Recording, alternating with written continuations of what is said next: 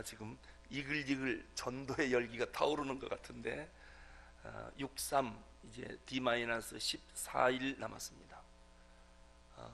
한시도 잊지 마시고 이렇게 간절히 구하고 찾고 마음에 소원을 두면, 왜냐하면 하나님이 먼저 전도하고 싶은 거거든요. 하나님이 먼저 그 영혼을 구하고 싶은데 꼭 우리를 통해서 하십니다. 이게 하나님의 방법이에요. 그래서 우리가 하지 않으면 하나님이 하실 수가 없습니다. 그래서 우리가 필요한 겁니다. 근데 우리가 전혀 반응을 보이지 않으면 하나님이 얼마나 안타깝겠습니까?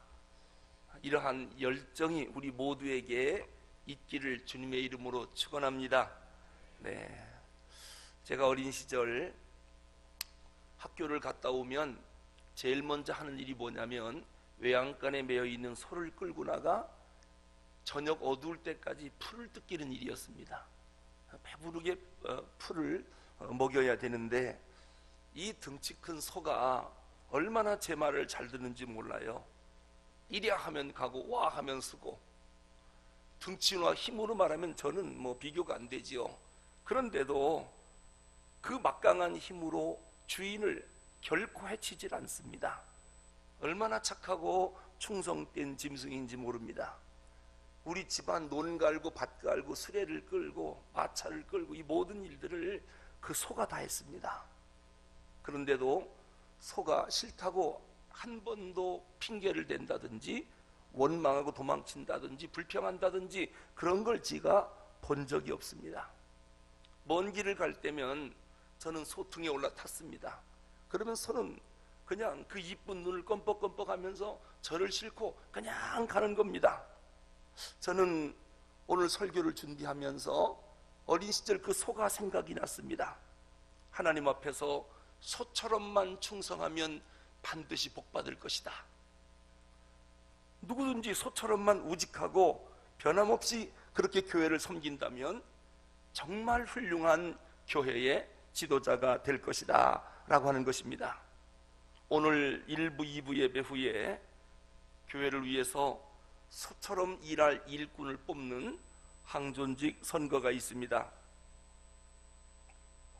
오늘 설교는 항존직을 피택하는 이 선거가 어떤 의미가 있는지, 이 일이 얼마나 중요한지, 아울러 오늘 피택되는 항존직들은 이제부터 교회 일꾼으로 어떻게 일을 해야 하는지, 비록 항존직은 아니지만 오늘 설교를 듣는 우리 모든 성도들은 교회를 위해서 어떻게 충성해야 하는지 오늘 본문을 갖고 하나님 말씀을 증거하려고 합니다.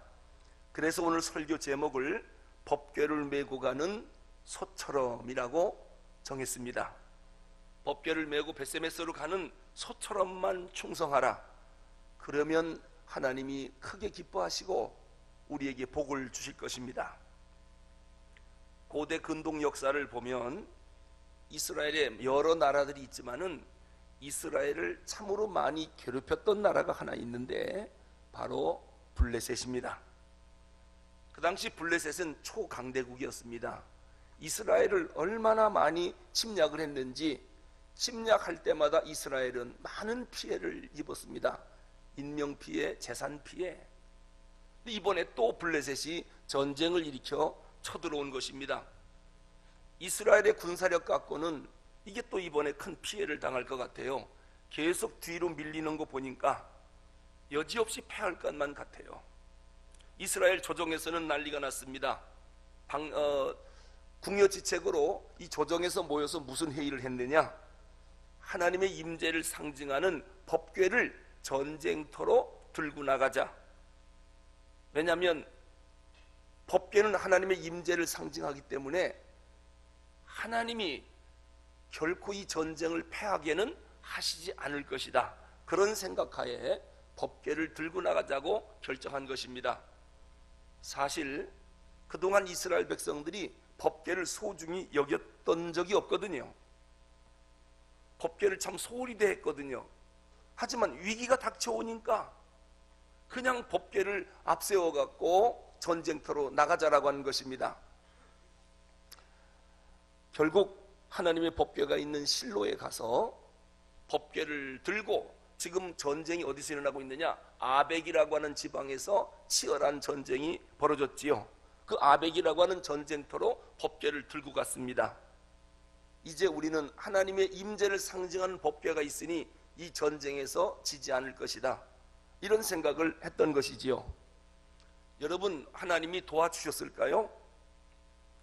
신앙적 내용은 전혀 없고 신앙적 형식만 보이려고 하는 이스라엘 백성들에게 하나님이 어떻게 하셨는가? 아벡 지역 전투에서 블레셋 사람들에게 그 하나님의 법궤를 뺏기고 말았습니다. 하나님이 침묵하신 것입니다. 혹시 우리 가운데도 그런 분은 안 계신지 모르겠습니다. 말씀대로 순종하는 일, 하나님의 교회 아무 관심도 없습니다. 하지만 교회 와서 하나님 나에게 복 좀 주십시오, 이번 싸움에서 승리하게 해주십시오, 이렇게 매달리는 분은 없는지 모르겠습니다. 여러분, 하나님의 축복은 말씀과 기도와 그리고 말씀에 대한 순종, 이럴 때 그 결과로 주어지는 것입니다. 이스라엘 백성들은 말씀에 순종 안 했습니다. 기도도 안 했습니다. 승리의 복만 달라고 요청하는 것입니다. 하나님의 복은 그렇게 주어지는 게 아닙니다. 이제 법궤를 빼앗은 블레셋은 그 법궤를 아스돗으로 가져갔습니다. 왜냐하면 거기에 자기들이 섬기는 다곤 신당이 있거든요. 그 다곤 신당 앞에 하나님의 법궤를 올려놨습니다. 이거 얼마나 수치스러운 일입니까? 근데 놀라운 것은 그 다음 날에 그 엄청난 다곤 신상이 땅에 엎어진 것입니다. 목이 부러지고 허리가 잘라지고 팔다리가 부러져 있는 것입니다. 그뿐 아니라 법궤를 갖다 놓은 아스돗이라고 하는 그 마을에 갑자기 전염병이 퍼져서 마을 사람들이 죽어가기 시작하는 것입니다. 그러자 아스돗 사람들이 너무도 당황해서 그 법궤를 가드라고 하는 동네로 옮겨버렸습니다. 그러자 가드에서 또 무서운 독종이 발생해서 사람들이 죽어가기 시작합니다. 그러자 그 가드 사람들이 그 법궤를 들고 에그론이라고 하는 곳으로 또 옮겼습니다. 그러자 에그론에서 무서운 재앙이 임하여 또 많은 사람들이 죽어가기 시작합니다. 이상하게도 법궤가 가면 블레셋 땅에 재앙이 일어나는 것입니다. 잔뜩 겁먹은 이 블레셋 방백들이 함께 모여서 의논합니다. 법궤가 가는 곳마다 이러한 엄청난 재앙이 일어나니 이 심상치 않은 일의 원인이 뭘까? 이 재앙이 정말 이스라엘 백성들이 섬기는 여호와 하나님이 우리에게 내리는 재앙일까? 아니면 우연히 발생한 재앙일까? 좌우간 흑백을 가려보자 블레셋 방백들이 회의를 한 것이지요. 그럼 이 흑백을 어떻게 가리느냐? 그들이 이런 방법을 선택한 것입니다. 새끼를 방금 출산해서 젖이 나는 암소 2마리를 구해서 새 수레를 만들어 그 위에 법궤를 싣고 이스라엘 땅 베세메스라고 하는 곳으로 이 소를 보내자. 만약에 소가 베세메스 그 지역에서, 즉 아스돗에서 베세메스까지 거리가 무려 직선거리로 11km인데 상당히 험악한 지역이요, 길도 험하고 꾸불꾸불된 길이기 때문에 실제로 길을 재면 20km가 넘는 아주 먼 거리입니다. 소가 한 번도 가본 길이 아닙니다. 이 베세메스까지 그럼에도 불구하고 곧장 가면 마부도 없습니다. 그냥 반드시 가면 이 재앙은 이스라엘 하나님이 내린 재앙이고, 소가 곧바로 가지 않고 좌로나 우로나 막 잘못 가면 이번 재앙은 우연히 일어난 재앙으로 우리가 알자. 이게 블레셋 방백들이 결정한 방법입니다. 이제 블레셋 에그론을 출발한 이 법궤를 맨 젖나는 소 2마리가 이 마차를 끌고 가는데 한 번도 가보지 않은 길이에요. 그리고 송아지가 젖을 물고 있는데 송아지를 떼서 자기 집으로 돌려보내고 이 암소 2마리만 마차를 메워 가게 하는 것입니다. 여러분, 이 소가 송아지를 떼놓고 반듯하게 갈 수 있겠습니까? 여러 짐승들 중에 모성애가 가장 강한 강한 짐승이 소랍니다. 여러분 옛날 시골에서 소를 키워봤더니요, 송아지를 시장에 갖다 팔았습니다. 어미소가 3일 밤낮을 우는데요, 온 동네가 잠을 못 자요. 얼마나 송아지를 찾으며 우는지 외양간에 딱 해서 가보면 눈물을 줄줄 흘리고 있어요. 먹이도 안 먹어요. 3일 밤낮을 울어요. 이거 진짜 사람이 못할 짓이더라고요. 여러분, 애엄마한테 애를 떼서 시장에 갖다 팔고 애엄마가 살겠습니까? 이 소가 그렇게 모성애가 강해요. 그런데 송아지를 떼서 집으로 돌려보내고 전나는 암소 2마리에게 법궤를 실은 수레를 싣고 베세메스까지 가라. 이게 갈 리가 없습니다. 그런데 놀랍게도 그 2마리 암소는 똑바로 베세메스까지 갔습니다. 그래서 블레셋 방백들은 이 땅에 내린 재앙은 이스라엘의 하나님이 내린 재앙이다 라고 결정을 하게 된 것이지요. 이것이 오늘 제가 설교할 본문의 내용입니다. 여러분, 오늘 본문에 나오는 법궤는 무엇을 상징합니까? 교회를 상징합니다. 그 법궤 속에는 10계명의 2 돌판이 들어있습니다. 하나님이 우리에게 정해주신 삶의 원칙, 하나님의 사상, 하나님의 기준, 하나님의 가치, 하나님의 철학이 10계명 속에 들어있습니다. 그리고 광야에서 먹었던 만나가 들어있습니다. 모든 것의 공급자는 하나님이시다라고 하는 겁니다. 모든 축복의 근원은 하나님이시다라고 하는 것을 상징하는 것입니다. 그리고 아론의 쌍난 지팡이가 그 법궤 속에 들어있습니다. 모든 영적 권위는 하나님이 세우신다는 겁니다. 하나님으로부터 나온다라고 하는 것입니다.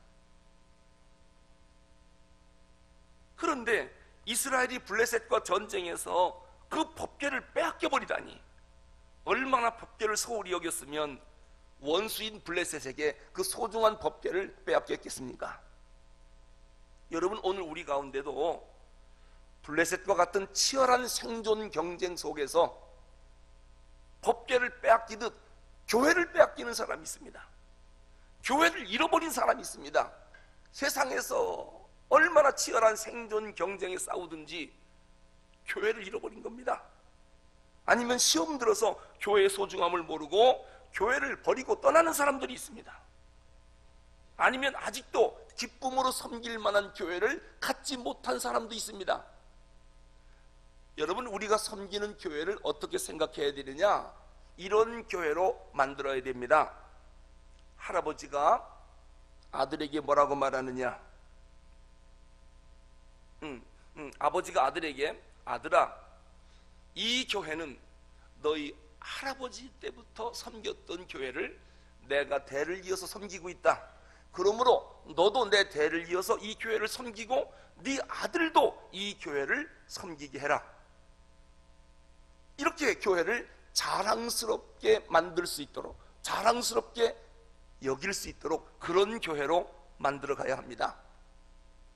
만약에 나는 어쩔 수 없이 여기 다니지만 니들은 딴 교회 가라, 이게 무슨 교회입니까? 그런 교회는 빨리 문 닫아야 됩니다.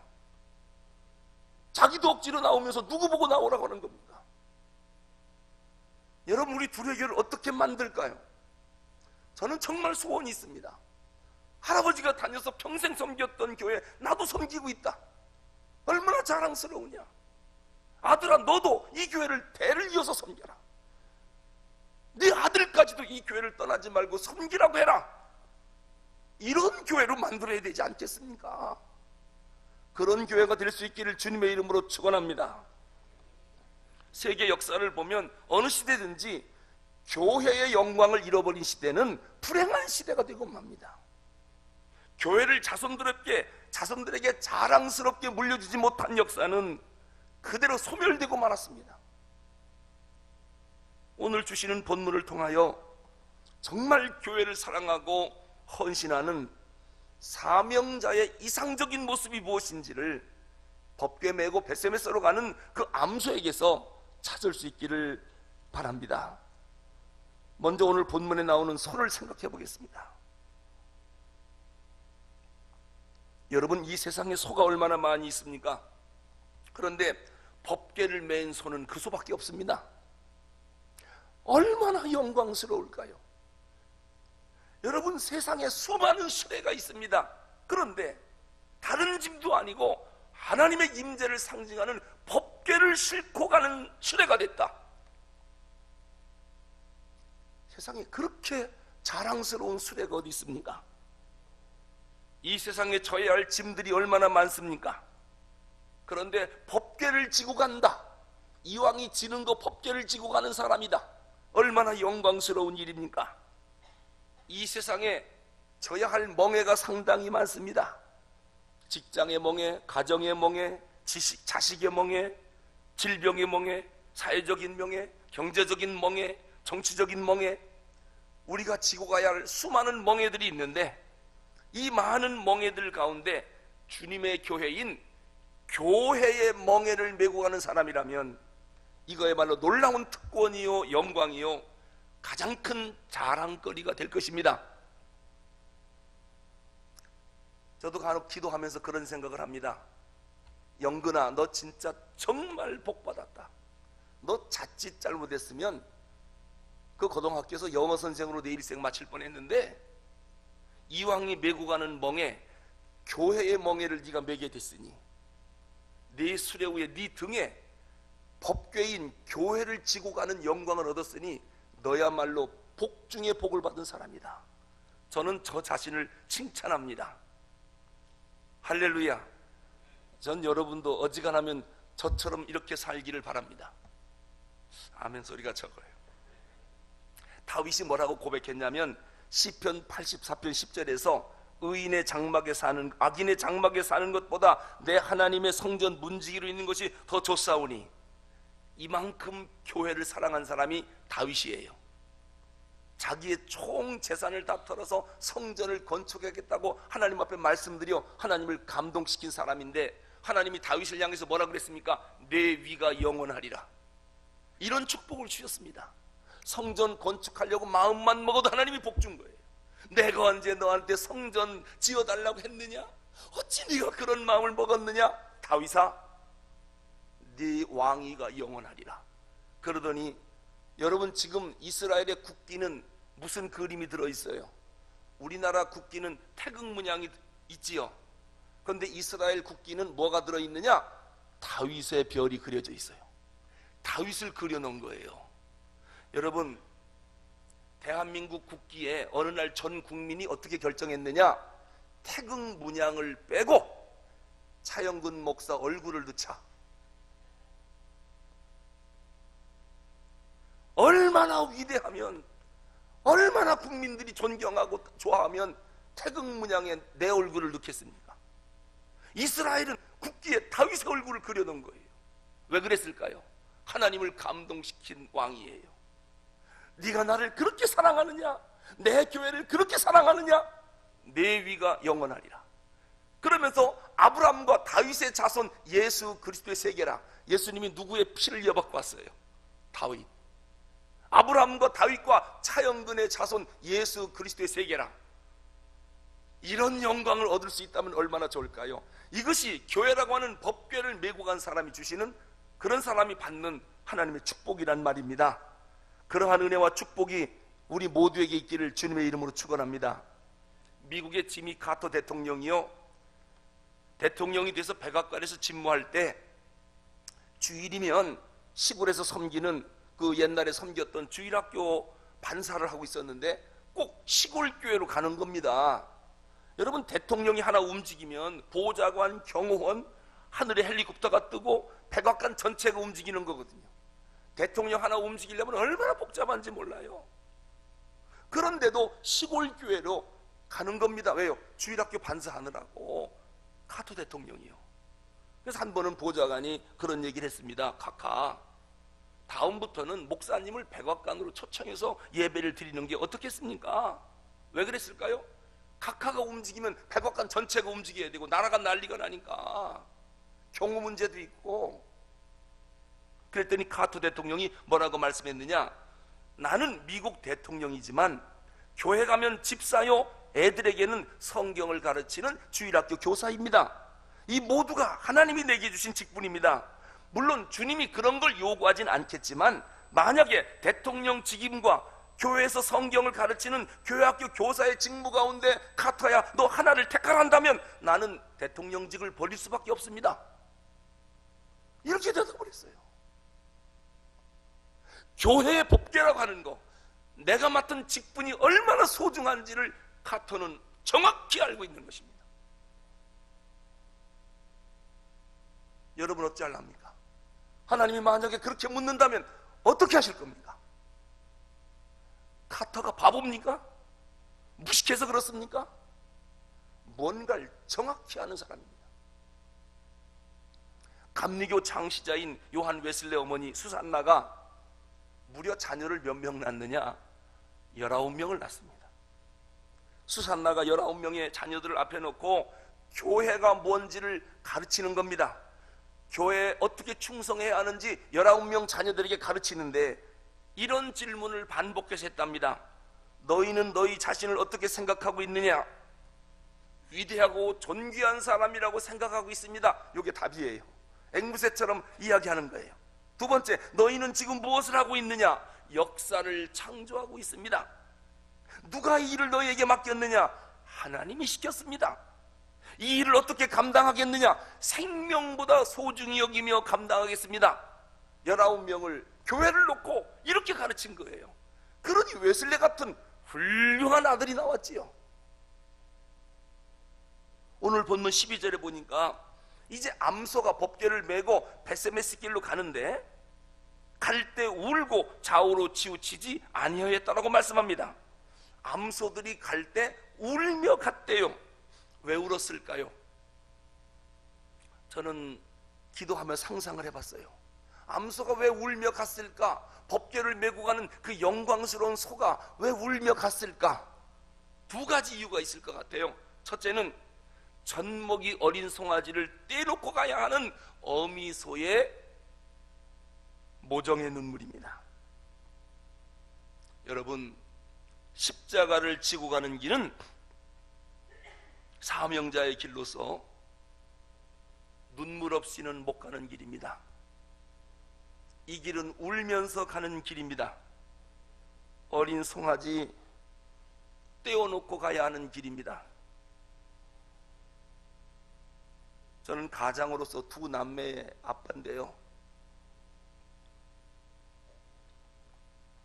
우리 사모가 언제는 그런 얘기를 하더라고요. 당신은 두 남매를 한 번도 안아준 적이 없다.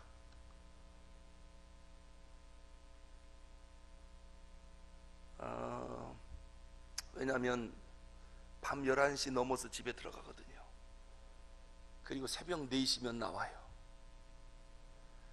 애들이 항상 자는 거예요. 항상 자요. 그러면 언제 얘들이 깨어있는 걸 보느냐? 주일날 11시 예배 드리고 이제 현관에서 성도들 악수하잖아요. 그럼 주희 엄마가 애들을 데리고 나와요. 아빠다 아빠다. 그럼 애들이 이렇게 쳐다봐요, 저를. 그럼 제가 뭐라고 하느냐? 집에 가 있어, 아빠 들어갈게. 그리고 밤 10시에 교회 일이 다 끝나면 교역자들 전체와 함께 삼각산에 기도하러 올라갑니다. 그리고 새벽 4시에 내려와요. 그럼 보면 애들이 또 자요. 집에 가 있어, 아빠 갈게. 그리고 새벽 4시에 들어갔으니, 그리고 아침에 또 새벽같이 일이 시작돼요. 그 애들이 항상 자는 거예요, 내 앞에서는. 주일날 깬 거 보고 항상 자고. 예, 좀 미안한 생각이 들어요. 미안한 생각이 들어요. 애들을 데리고 좀 여름 휴가를 좀 한 번 갔었으면 좋았을 텐데, 애들 데리고 수영장이라도 한 번 데리고 갔으면 좋을 뻔했는데, 언젠간 집에 갔더니 아무도 없는 거예요, 식구들이. 여름인데요. 어디 갔을까? 그때 뭐 핸드폰도 없고 궁금하잖아요. 저녁에 연락이 왔는데 외삼촌 가족하고 휴가를 떠났대요. 그러니까 나 없이도 잘 놀아요. 사명자의 길이 이런 길입니다. 왜 눈물을 흘리지 않았겠습니까? 송아지를 떼어놓고 가야 해요. 주님 때문에 버려야 할 것이 얼마나 많은지 몰라요. 여러분은 주님 때문에, 교회 때문에 뭘 버려봤습니까? 복음 때문에 무엇을 잘라봤습니까? 잃어본 경험이 뭐가 있습니까? 교회를 위하여 포기한 게 뭐가 있습니까? 오늘 베세메스로 가는 암소는 법궤를 메고 가느라고 송아지를 떼어놨습니다. 우리 하나님은 우리를 구원하기 위해서 당신의 외아들을 버렸습니다. 아브라함도 100세에 낳은 외아들 이삭을 버려야 했습니다. 모세는 바로 왕의 공주, 그 공주의 아들로서 차기 대권 자리를 버렸습니다. 사르밧 과부는 선지자 엘리야를 위하여 마지막 남은 양식 한 주먹을 버려야 했습니다. 베드로는 주님 따르기 위해서 평생 직업인 어부, 그물, 배를 버려야 했습니다. 가족을 버려야 했습니다. 마태는 세관에서 세리장이라고 하는 직업을 버리고 주님을 따랐습니다. 이렇게 다 버리면 어떻게 살란 말입니까? 성경은 말씀합니다. 얻고자 하는 자는 버려야 하고 찾고자 하는 자는 잃어야 하며 부활의 능력을 얻기 원한다면 먼저 십자가에 죽어야 한답니다. 얻고자 하면은 버려야 된답니다. 자, 보십시오. 외아들 이삭을 모리아산에서 버렸던 아브라함, 바다의 모래알과 같은 수많은 자손을 얻었습니다. 버린 것이 진짜 버린 건가요? 애굽 왕자 자리를 버린 모세는 하나님이 하늘 보좌를 허락하셨습니다. 엘리야를 위하여 마지막 양식을 버린 사르밧 과부의 기름통은 마를 줄을 몰랐습니다. 갈릴리 바다에서 그물을 버리고 예수님을 따라 나선 베드로는 천국 그물로 사람 낚는 어부가 되었고 초대교회를 세웠고 지금 초대교황이 됐습니다. 주님을 위해서 우리가 뭔가를 버린다라고 하는 것, 알고 보면 이게 버리는 게 아닙니다. 더 크고 영광스러운 것을 위하여 나의 작은 것을 내려놓을 뿐입니다. 우리가 버릴 때 하나님이 그냥 버리라고 놔둘 것 같습니까? 암소의 울음은 두 번째로 감격의 눈물이었습니다.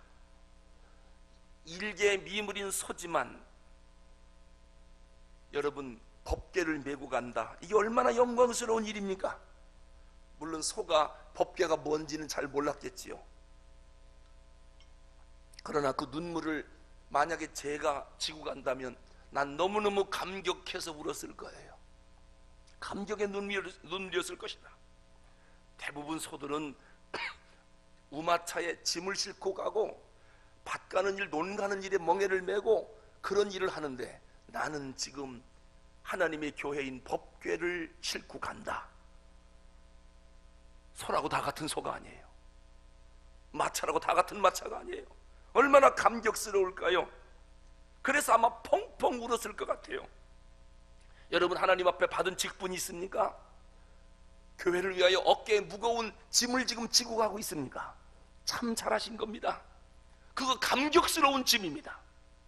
어떤 성도는 자기가 맡은 직분이 무겁게 느껴진답니다.